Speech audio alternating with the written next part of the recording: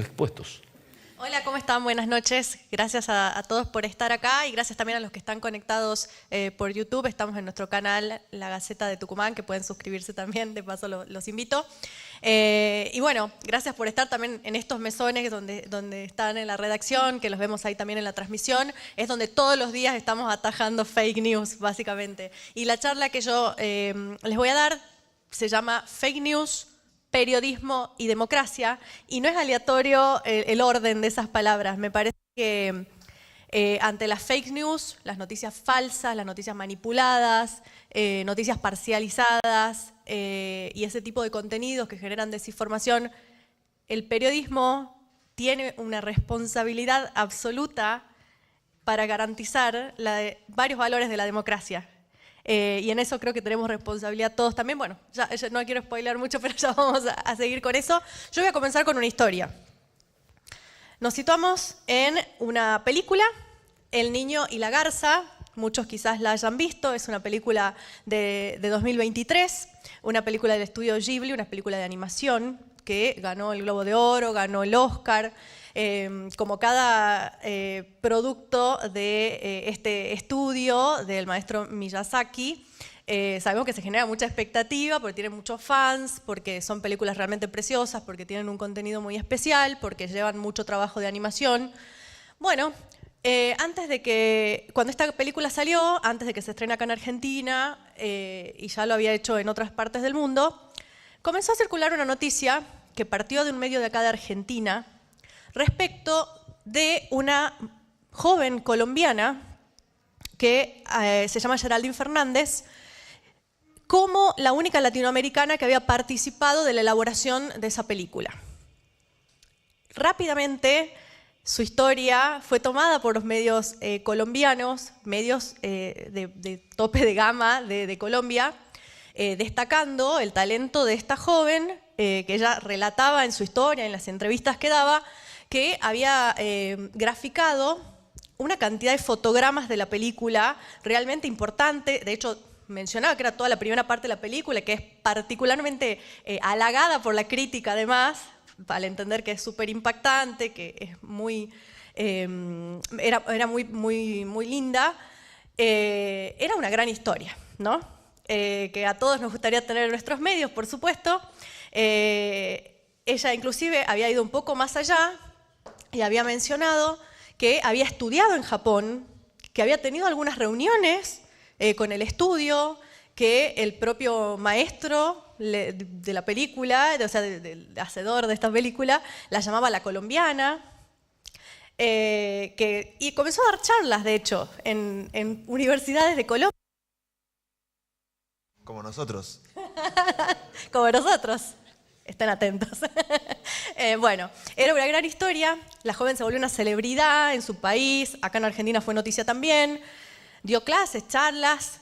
Y con la exposición, sobre todo en las redes sociales, comenzaron las dudas. Muchos fans, que hay muchos de la animación japonesa sobre todo, advirtieron primero que no salían los títulos. En los créditos del raro, porque estaban todos los que habían trabajado en estos gráficos. Después otros decían que era un poco extraño que hubiese tenido tanta participación en una obra tan magistral. Y bueno, algunos comenzaron a entrar a su LinkedIn, a sus redes sociales. Tenía cuestiones en japonés en su LinkedIn, ¿no? Donde uno tiene su portfolio personal. Bueno, era todo mentira. Ella no había participado en la película, no había trabajado en el estudio, probablemente ni la haya visto en el cine, no lo sabemos, pero la desmentida comenzó por las redes sociales, por fans, por especialistas en ese tipo de animación, que fueron desenmascarándola.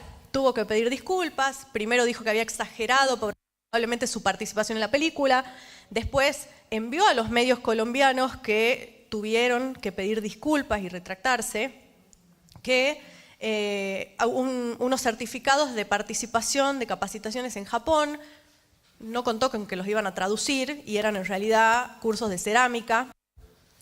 toda una bola de mentiras que fue trascendiendo, ¿no? Y este es un caso de fake news, es decir, de noticias falsas, que es emblemático y que se estudia en las escuelas de también organizaciones, porque conjuga distintas cuestiones que tienen que ver con la responsabilidad de la fuente de información, que era ella misma en este caso, en sus redes sociales, que había dado un agradecimiento por haber tenido tan hermosa participación en una obra tan importante, en los medios que replicaron su historia, la entrevistaron sin chequear, probablemente quizás por el acceso a las fuentes del estudio Ghibli, no lo sé, y con también el público, que en este caso tomó la información y dudó. La joven, bueno, obviamente fue ridiculizada después en redes, con, como vemos ahí, que le decían la niña y la farsa en vez del niño y la garza. Y esta es otra pata también de las fake news. Muy rápidamente, ¿están familiarizados quizás con el concepto de fake news, de noticias falsas? Me imagino que sí, hay muchos estudiantes y si están acá probablemente les interese. Hay distintos tipos que han existido siempre desde las épocas de grandes guerras, inclusive, ¿no? De información que se difundía falsamente para que el enemigo tome otro camino, y etc. Lo que pasa es que, claro, el fenómeno de las redes sociales y de los nuevos medios de comunicación ha hecho que esto sea un fenómeno de magnitud mucho más grande y mucho más relevante. Y particularmente yo voy a poner la luz sobre las informaciones que tienen que ver con una mala intención, que son difundidas, alteradas, parcializadas o inventadas con la mala intención de que eso genere un algo en la audiencia.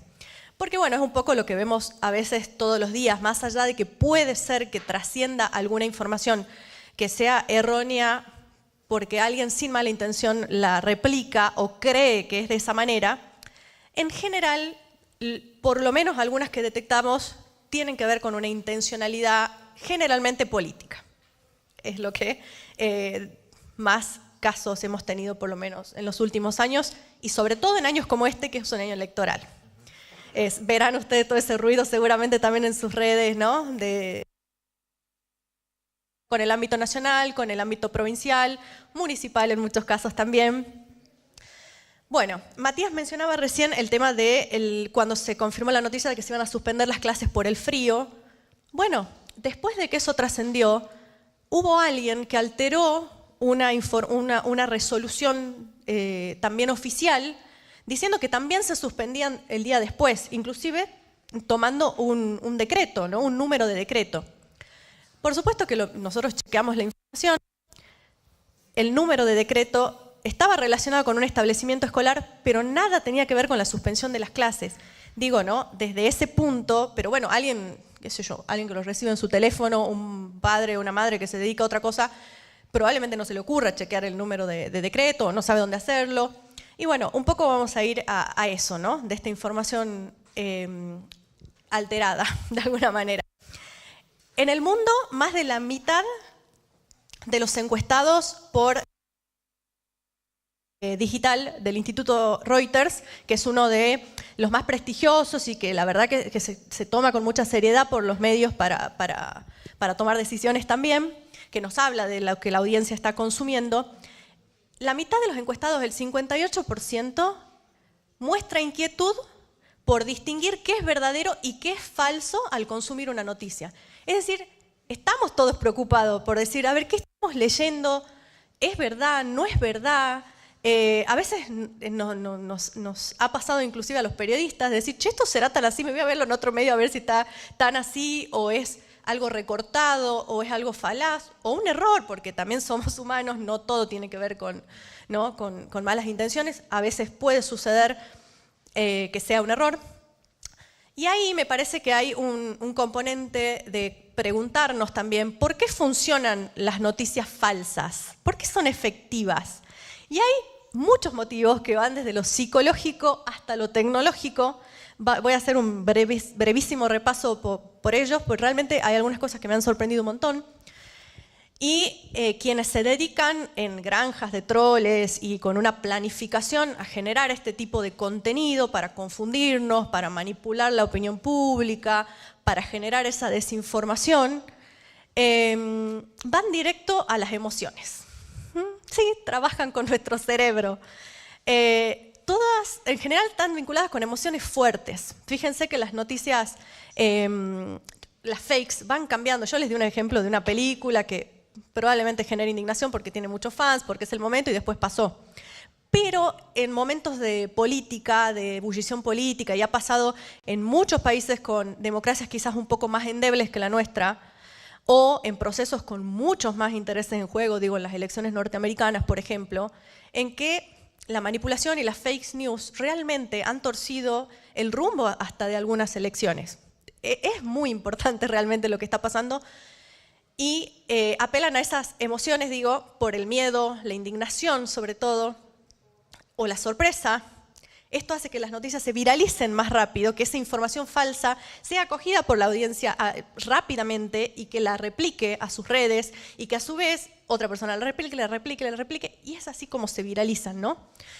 A eso de las emociones, que tiene que ver con un montón de factores, además en el ámbito cerebral, yo no soy especialista, pero más allá del manejo de las emociones, tiene que ver también con mecanismos que hacen que a veces el sesgo de confirmación, por ejemplo, digo, ¿no? El sesgo de confirmación nos referimos a, por ejemplo, cuando veo una información y yo creo que es verdadera porque es algo que yo creo previamente haberla visto, digo, ¿no?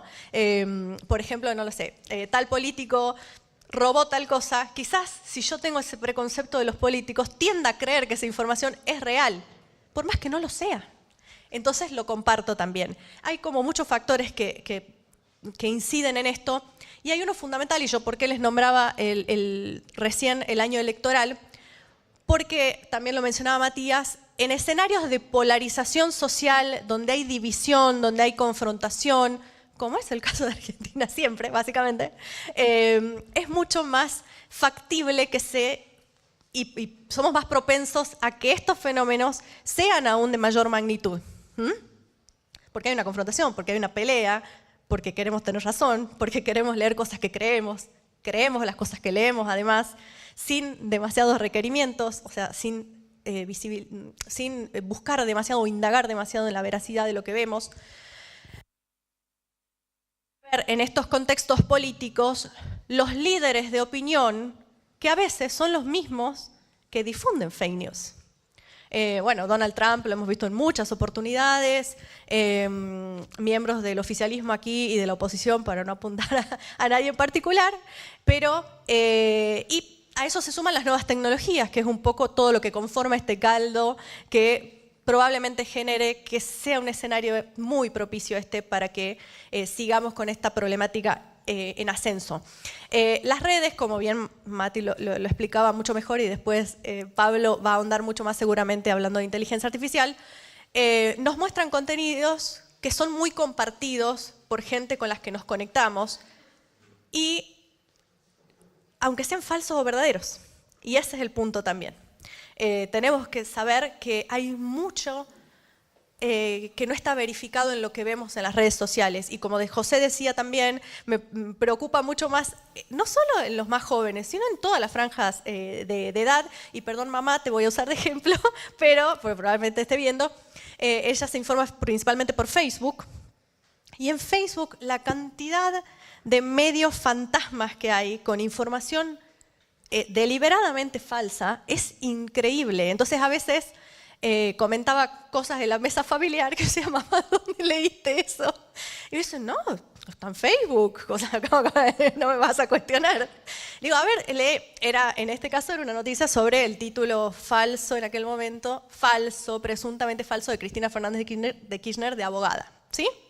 Que ha sido un tema muy debatido, que ha sido chequeado además, ella tiene el título de abogada, hubo causas judiciales de hecho al respecto, y mi mamá me aseguraba que el título era falso, el título universitario, ¿sí? Yo digo, no mamá, pero ¿vos estás segura? Sí, mira, yo te voy a leer la nota. Comienza a leer la nota. Fue una secuencia bastante graciosa, muy seria ella, muy seria yo en mi posición, y me decía, bueno, Cristina Fernández de Kirchner, la abogada trucha, bla, bla, bla, como dijo Albert Títere. Y yo digo, mamá, Vos te estás dando cuenta lo que estás leyendo. Y ahí, bueno, por supuesto fue una risa generalizada y le expliqué, lógicamente que no tenía por qué saberlo, que hay gente que miente en las redes y que manipula con motivos también políticos, ¿no? El 70% de los usuarios de redes sociales tendemos a compartir contenidos falsos en épocas electorales. Y esto es lo que les mencionaba recién, de por qué tenemos que estar súper alertas y atentos particularmente en este año. Esta es, como fuente, es una consultora, BTR, del 2023, que también fue un año electoral en el que un poco el fenómeno de las fakes las comenzamos a vivir con mayor intensidad, que fueron una campaña presidencial y varios gobernadores, también hubo en varias provincias elecciones de gobernador. ¿Y qué tienen que ver las fake news, un poco ya ahondando en lo que estaba, con la democracia? Bueno, mucho tiene que ver.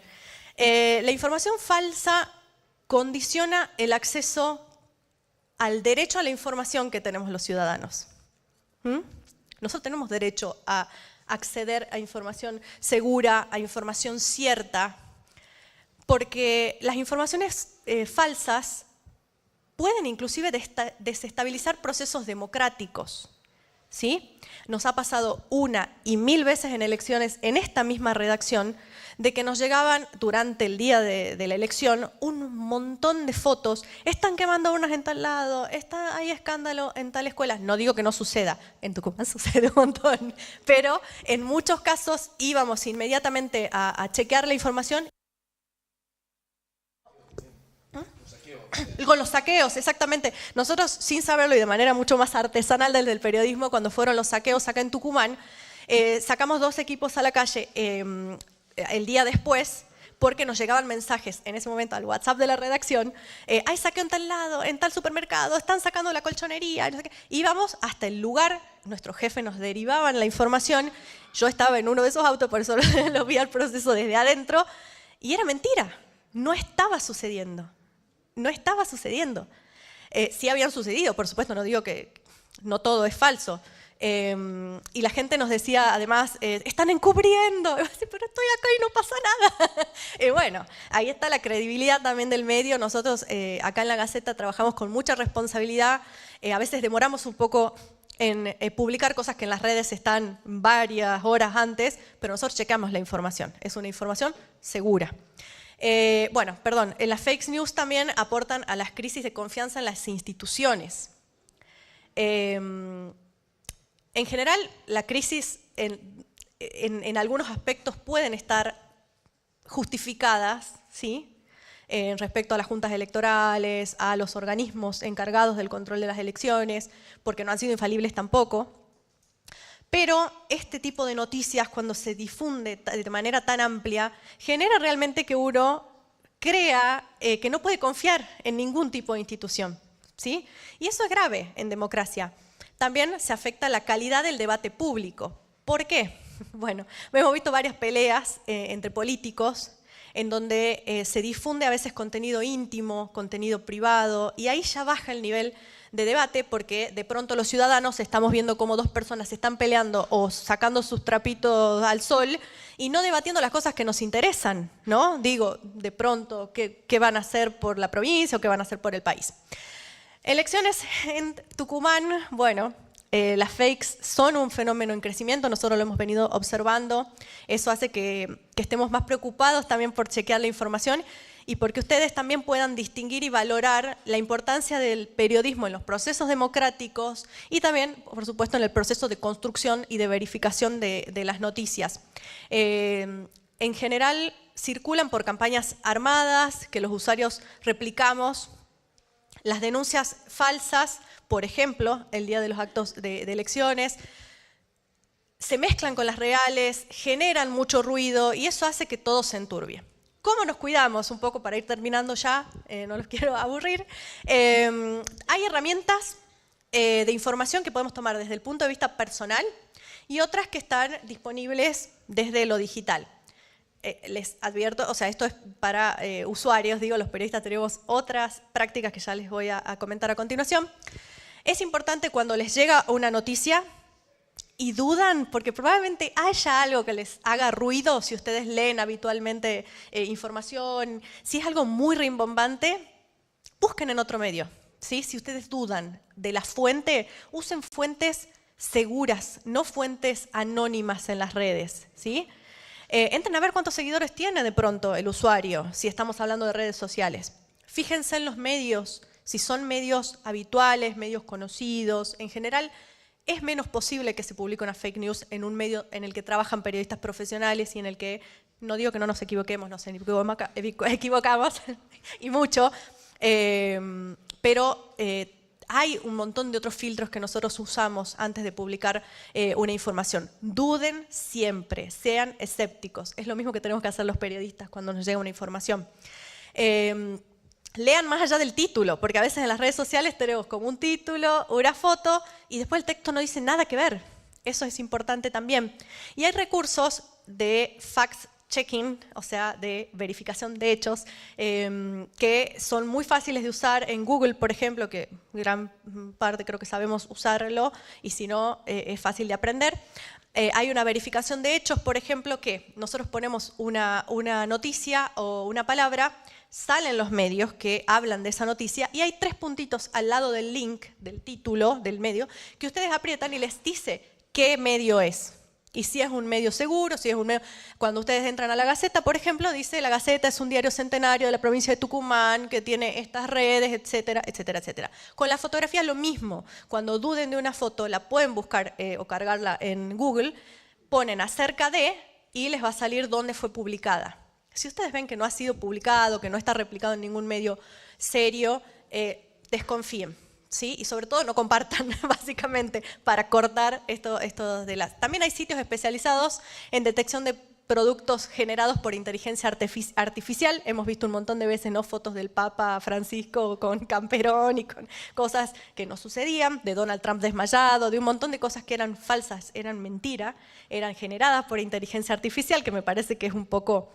un gran miedo que tenemos también todos de no poder llegar a distinguir alguna vez algo que esté generado por estas herramientas. Hay sitios disponibles, yo solamente les he copiado algunos ahí, pero de fácil análisis de todo ese tipo de productos. Y en el caso de los periodistas, que un poco tenemos mucha responsabilidad y cada vez más con este tipo de cuestiones, bueno, nosotros por supuesto siempre recurrimos a las fuentes primarias, a lo más posible, a acercarnos, por supuesto, al objeto de la noticia. En este caso, no sé, si hay alguna denuncia o lo que fuere, o en el caso de los incendios, a tratar de lanzar todas